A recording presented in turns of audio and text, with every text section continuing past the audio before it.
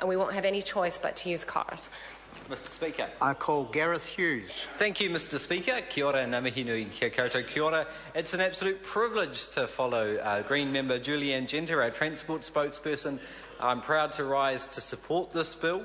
Look, this is a small technical change to the way we earn income from the road user charges for the National Land Transport Fund. We'd like to thank the committee that heard the submissions. We'd like to thank the submitters and the chair. But, Mr Speaker, facing a time of rising greenhouse gas emissions from transport, $1 billion blowout when it comes to transport funding, the National having to put up the fuel taxes, we see an $8 billion annual fuel import bill, kids feel unsafe to cycle to school, yet National isn't giving them solutions. Despite all these massive transport challenges facing the country, the National Party, 2 months before the election, wants to focus on a few technical amendments to the road user charges. They want to exempt fast tractors from road user charges, and they want to exempt all unregistered vehicles, vehicles exempt from registration and because of the nameplate system. This is National's priority in transport. They've made a mess, so they'd rather hide and focus on these technical amendments.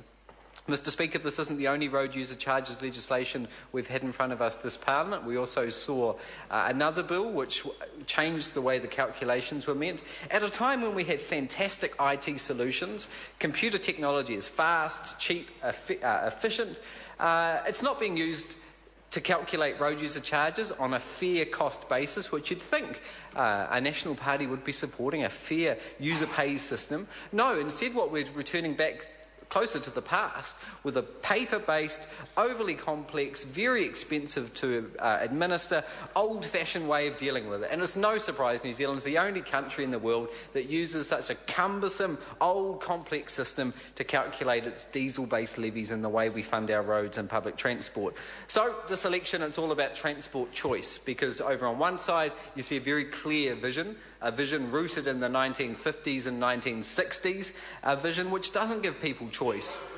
Now, we hear all the jokes from the National members, but it's not about choice. What they say is, you're going to use our mega motorways and you're going to pay for it. And even if we don't get enough funds, we're going to put it on the credit card. Despite 75% of the money going there, it's for only 5% of the people. What the Green Party is about choice. We want you to be able to safely cycle to school if you want. We want you to be able to take a good, efficient, affordable bus. We want to give you public transport choices like a CBD rail link to unlock Auckland's potential. Mr Speaker, it's about choice, because what we're seeing with the lion's share of the transport budget blowing on these so-called roads of national significance, what New Zealanders aren't getting is choice. Secondly, what we're going to give Kiwis a choice on is around economic outcomes. Now, what we heard from the Minister in question time today in relation to Julianne Genter was a Minister who said economic analyses and reports were overly bureaucratic and that's not what he made his decisions on.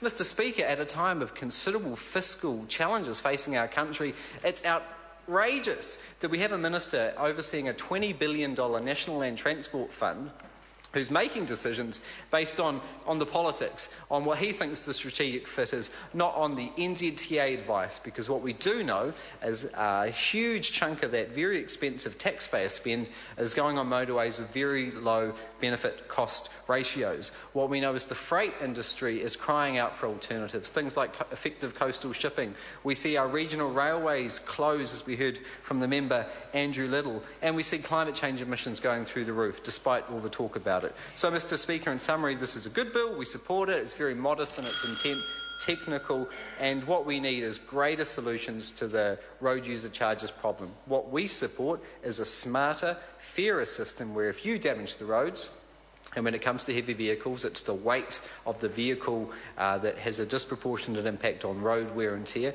We think it's fair that you should pay for your fair contribution to upgrading our roads. RUC is around 30% of our National Land Transport Fund income, so it is an important part that it's worthwhile looking to the future in IT solutions.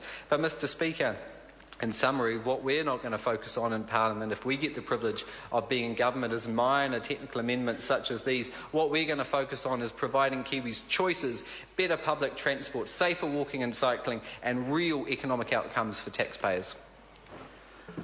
I call Mike Sabin. Well, I think the member just dashed his opportunity to raise a party vote with that particular speech, because